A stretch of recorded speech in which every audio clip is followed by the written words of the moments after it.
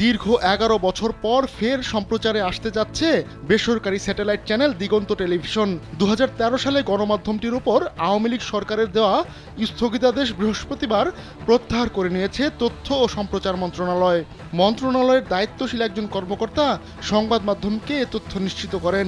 তিনি জানান, টেলিভিশন কর্তৃপক্ষের আবেদনের পরিপ্রেক্ষিতে এই স্থগিতাদেশ প্রত্যাহার করা হয়েছে। এর আগে ২০১৩ সালে হেফাজতে ইসলামের কর্মসূচিকে কেন্দ্র করে বিদ্বেষ, গুজব ছড়ানো ও দায়িত্বজ্ঞানহীনতার অভিযোগ এনে চ্যানেলটির সম্প্রচার সাময়িক বন্ধ করে দিয়েছিল আওয়ামী লীগ সরকার। তৎকালীন তথ্যমন্ত্রী হাসানুল হক ইনু বলেছিলেন, দিগন্ত টেলিভিশন সহ দু একটি টেলিভিশন ঘটনাকে উস্কে দিচ্ছে। এসব চ্যানেল বিদ্বেষ ও গুজব ছড়ানোর মাধ্যমে দায়িত্বজ্ঞানহীনতার পরিচয় দিয়ে চরম অপরাধ করেছে। তাই স্বরাষ্ট্র ও টেলিযোগাযোগ মন্ত্রণালয়কে এটি সাময়িক বন্ধ করতে অনুরোধ করা হয়েছে। এরপর থেকে চ্যানেলটি বন্ধ রয়েছে। যমুনা রেফ্রিজারেটর, খাবার ফ্রেশ তো লাইফ জম্পেশ।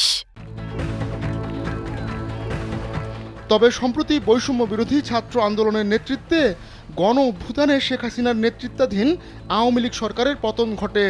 এক পর্যায়ে ক্ষমতা ছেড়ে দেশ ত্যাগ করেন শেখ হাসিনা। এরপরই বদলে যেতে শুরু করে দেশের সার্বিক পরিস্থিতি। এরই অংশ হিসেবে গত ৬ আগস্ট দিগন্ত টেলিভিশন কার্যালয়ে প্রতিষ্ঠানটির সাবেক সব কর্মকর্তা জড়ো হন। নতুন করে চ্যানেলটি চালু করার বিষয়ে আলোচনা করতেই তারা একত্রিত হন।